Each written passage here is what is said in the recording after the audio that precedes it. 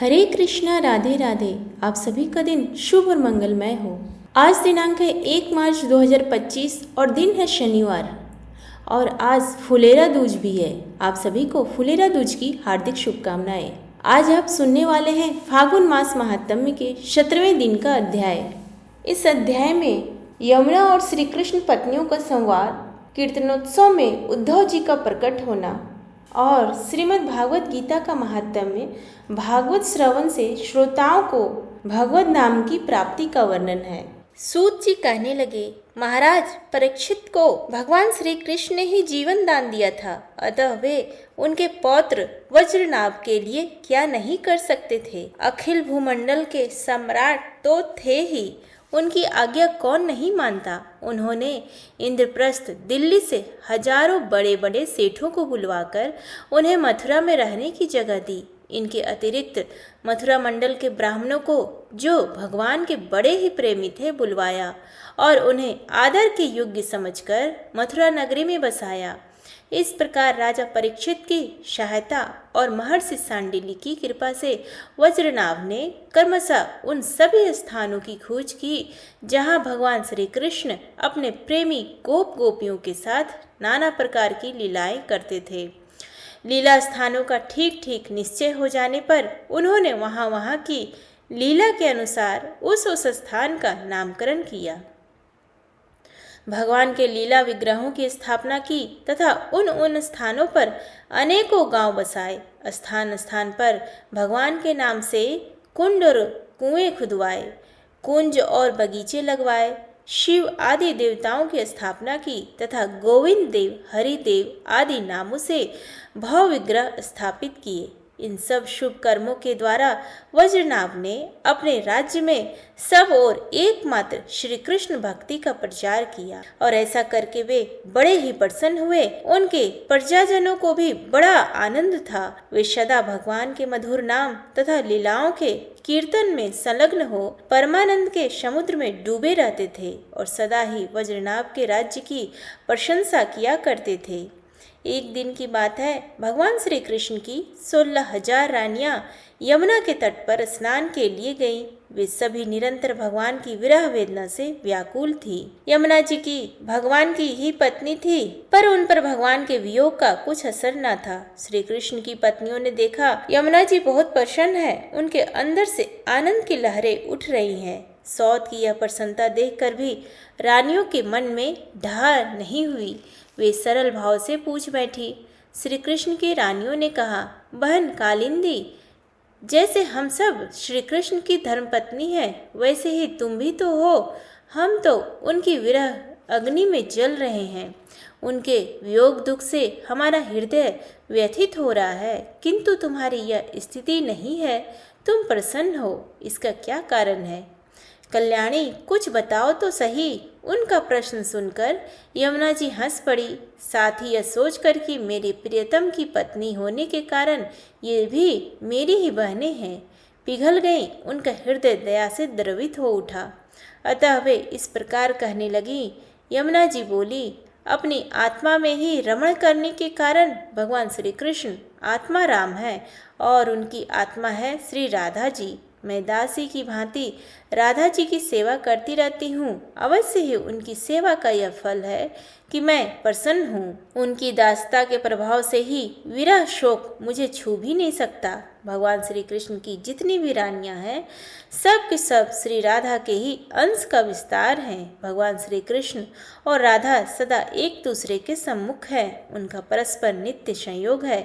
इसलिए राधा के रूप में स्वरूप में अंशतः विद्यमान जो श्री कृष्ण की अन्य रानियां हैं, उनको भी भगवान का नित्य संयोग प्राप्त है। श्री कृष्ण ही राधा है और राधा ही श्री कृष्ण है। उन दोनों का प्रेम ही वंशी है तथा राधा की प्यारी सखी चंद्रावली भी श्री कृष्ण चरणों के नख रूपी चंद्रमाओं की सेवा में आसक्त रहने के कारण ही चंद्रावली नाम से कही जाती है। श्री राधा और श्री कृष्ण की सेवा में उसकी बड़ी लालसा, बड़ी लगन है, इसलिए वह कोई दूसरा स्वरूप धारण नहीं करती। मैंने श्री राधा में ही रुक्मणी आदि का भी समावेश देखा है। यह सब तरह से निश्चित बात है कि तुम लोगों का भी श्री कृष्ण से वियोग नहीं हुआ है, किंतु तुम इस रहस्य को इस रूप में जानती नहीं हो, इसलिए इतनी व्याकुल हो रही हो। इसी प्रकार पहले भी जब अक्रूर श्री कृष्ण को नंदगांव से मथुरा में ले आए थे, उस अवसर पर जो गोपियों को श्री कृष्ण से विरह की प्रतीति हुई थी, वह भी वास्तविक विरह नहीं, केवल विरह का आभास था। इस बात को जब तक वे नहीं जानती थी, तब तक उन्हें बड़ा कष्ट था। फिर जब उद्धव जी ने आकर उनका समाधान किया, तब वे इस बात को समझ सकी। उद्धव जी ने उनके इस विरह को विरहाभास भी ही बतलाया। वास्तव में तो उनका भगवान से नित्य संयोग था। यदि तुम्हें भी उद्धव जी का संयोग प्राप्त हो जाए, तो तुम सब भी अपने प्रियतम श्री कृष्ण के साथ नित्य विहार का सुख प्राप्त कर लोगी। सूत जी कहते हैं, ऋषिगण जब उन्होंने इस प्रकार समझाया, तब श्री कृष्ण की पत्नियां सदा प्रसन्न रहने वाली यमुना जी से पुनः बोली। उस समय उनके हृदय में इस बात की बड़ी लालसा थी कि किसी उपाय से उद्धव जी का दर्शन हो, जिससे हमें अपने प्रियतम के नित्य संयोग का सौभाग्य प्राप्त हो सके। श्री कृष्ण पत्नियों ने कहा, सखी तुम्हारा ही जीवन धन्य है, क्योंकि तुम्हें कभी भी अपने प्राणनाथ के वियोग का दुख नहीं भोगना पड़ता। जिन श्री राधिका जी की कृपा से तुम्हारे अभिष्ट अर्थ की सिद्धि हुई है, उनकी अब हम लोग भी दासी हुई। किंतु तुम अभी कह चुकी हो कि उद्धव जी के मिलने पर ही हमारे सभी मनोरथ पूर्ण होंगे, इसलिए कालिंदी अब ऐसा कोई उपाय बताओ जिससे उद्धव जी भी शीघ्र ही मिल जाए। सूत जी कहते हैं, श्री कृष्ण की रानियों ने जब यमुना जी से इस प्रकार कहा, तब वे भगवान श्री कृष्ण चंद्र की 16 कलाओं का चिंतन करती हुई उनसे कहने लगी, उद्धव जी भगवान श्री कृष्ण के मंत्री थे। जब भगवान अपने परम धाम को पधारने लगे, तब उन्होंने मंत्री उद्धव से कहा, उद्धव साधना करने की भूमि है बद्रिकाश्रम, अतः अपनी साधना पूर्ण करने के लिए तुम वहीं जाओ। भगवान की इस आज्ञा के अनुसार उद्धव जी इस समय अपने साक्षात स्वरूप से बद्रिकाश्रम में विराजमान है और वहां जाने वाले जिज्ञासु लोगों को भगवान के बताए हुए आज्ञा का उपदेश करते रहते हैं। साधन की फल रूपा भूमि है व्रज भूमि, इसे भी इसके रहस्यों सहित भगवान ने पहले ही उद्धव को दे दिया था, किंतु वह फल भूमि यहाँ से भगवान के अंतर्ध्यान होने के साथ ही स्थूल दृष्टि से परे जा चुकी है। इसीलिए इस समय यहाँ उद्धव प्रत्यक्ष दिखाई नहीं पड़ते। फिर भी एक स्थान है जहाँ उद्धव जी का दर्शन हो सकता है। गोवर्धन पर्वत के निकट भगवान की लीला सहचरी गोपियों की विहार स्थली है। वहाँ की लता, अंकुर और बेलों के रूप में अवश्य ही उद्धव जी वहाँ निवास करते हैं।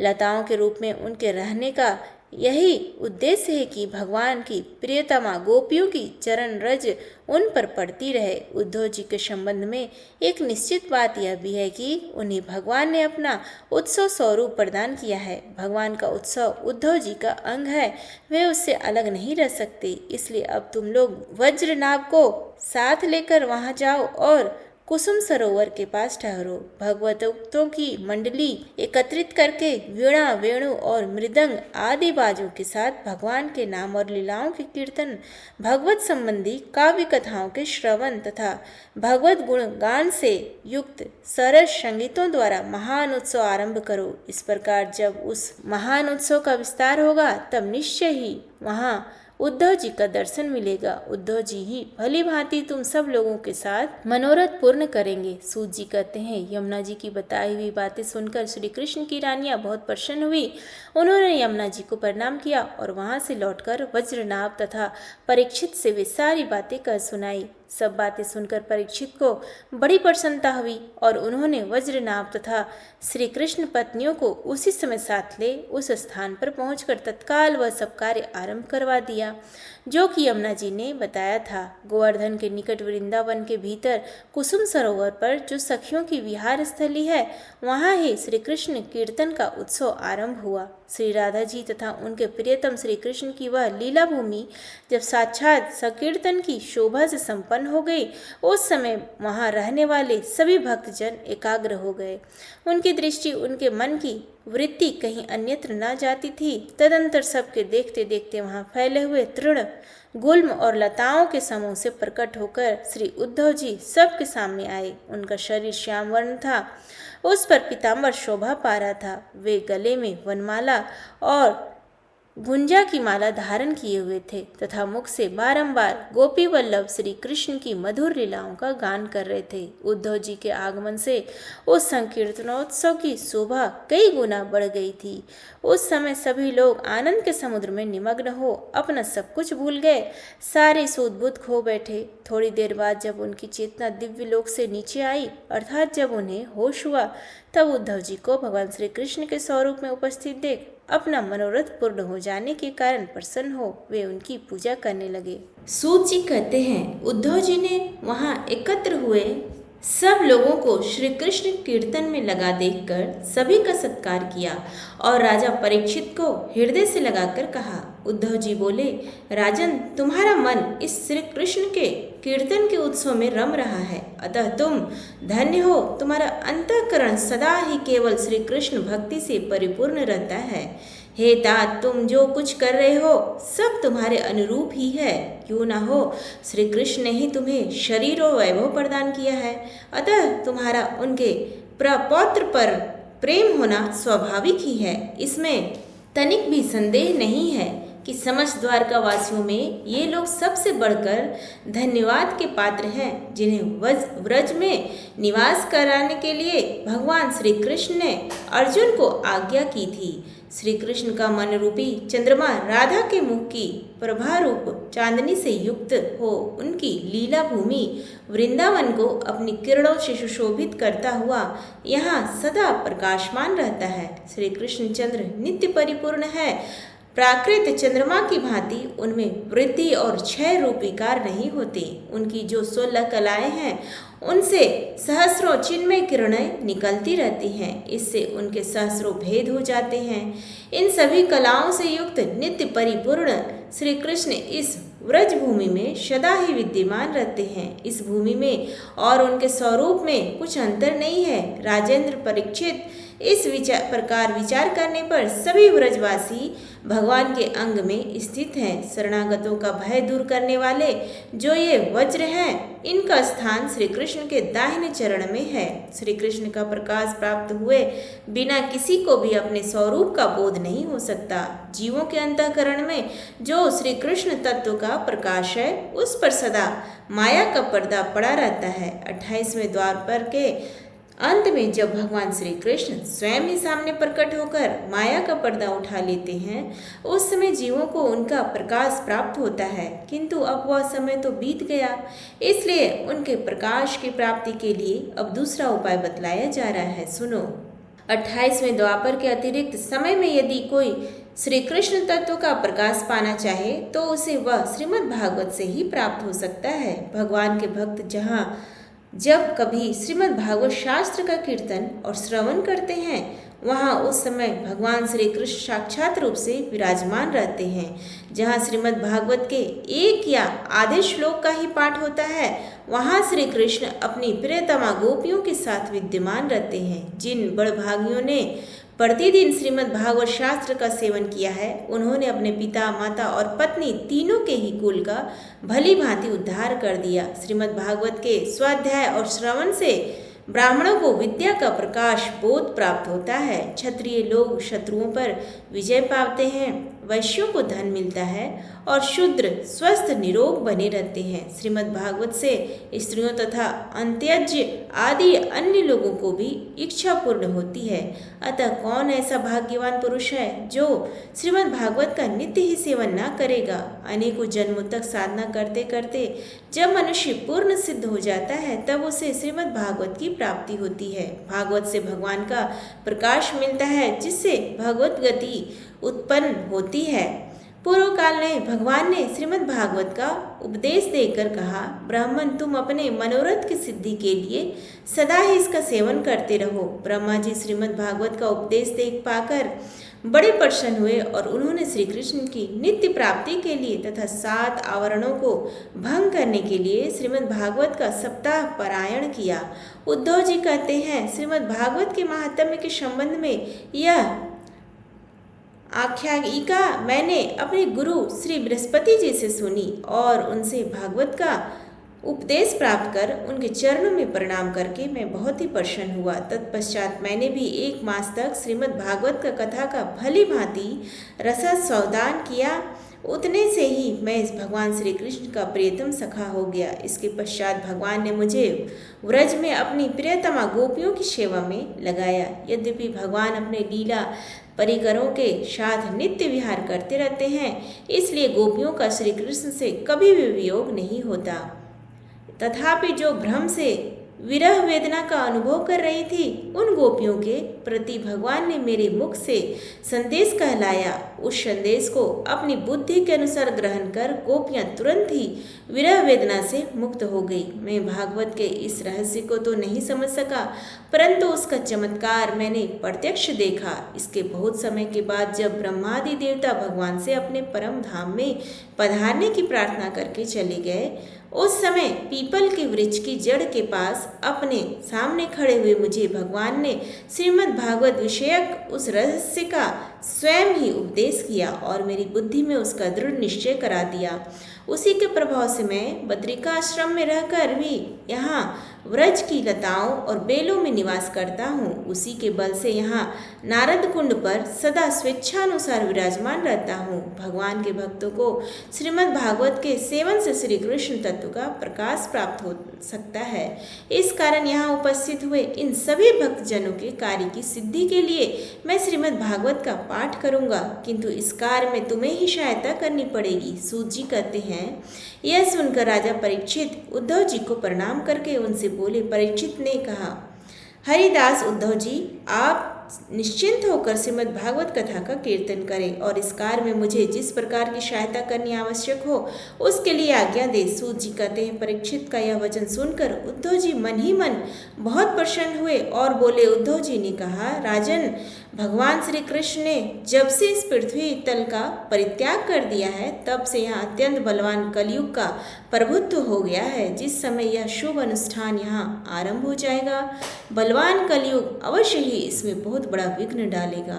इसलिए तुम दिग्विजय के लिए जाओ और कलयुग को जीतकर अपने वश में करो। इधर मैं तुम्हारी सहायता से वैष्णवी रीति का सहारा लेकर 1 महीने तक यहाँ श्रीमद् भागवत कथा का रसास्वादन करवाऊंगा और इस प्रकार भागवत कथा के रस का प्रसार करके इन सभी श्री श्रोताओं को भगवान मधुसूदन के नित्य गोलोक धाम में पहुंचा दूंगा। सूत जी कहते हैं, उद्धव जी की बात सुनकर राजा परीक्षित पहले तो कलयुग पर विजय पाने के विचार से बड़े ही प्रसन्न हुए, परंतु पीछे यह सोचकर कि मुझे भागवत कथा के श्रवण से वंचित ही रहना पड़ेगा, चिंता से व्याकुल हो उठे। उस समय उन्होंने उद्धव जी से अपना अभिप्राय इस प्रकार प्रकट किया। परीक्षित बोले, हे तात, आपकी आज्ञा के अनुसार तत्पर होकर मैं कलयुग को तो अवश्य ही अपने वश में करूँगा, परंतु श्रीमद् भागवत की प्राप्ति मुझे कैसे होगी? मैं भी आपके चरणों की शरण में आया हूँ, अतः मुझ पर भी आपको अनुग्रह करना चाहिए। सूत जी कहते हैं, उनके इस वचनों को सुनकर उद्धव जी पुनः बोले। उद्धव जी ने कहा, राजन, तुम्हें तो किसी भी बात के लिए किसी प्रकार की चिंता न करनी चाहिए, क्योंकि इस भागवत शास्त्र के प्रधान अधिकारी तो तुम ही हो।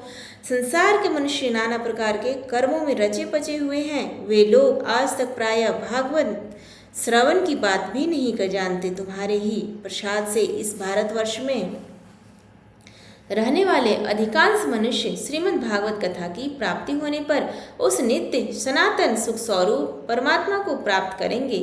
महर्षि भगवान श्री सुखदेव जी साक्षात नंदानंदन श्री कृष्ण के स्वरूप हैं। वे ही तुम्हें श्रीमद् भागवत की कथा सुनाएंगे, इसमें तनिक भी संदेह की बात नहीं है। हे राजन, उस कथा के श्रवण से तुम व्रजेश्वर श्री कृष्ण के नित्य धाम को प्राप्त करोगे। इसके पश्चात इस पृथ्वी पर श्रीमद् भागवत का कथा का प्रचार होगा। अतः राजेंद्र परीक्षित, तुम जाओ और कलयुग को जीत कर अपने वश में करो।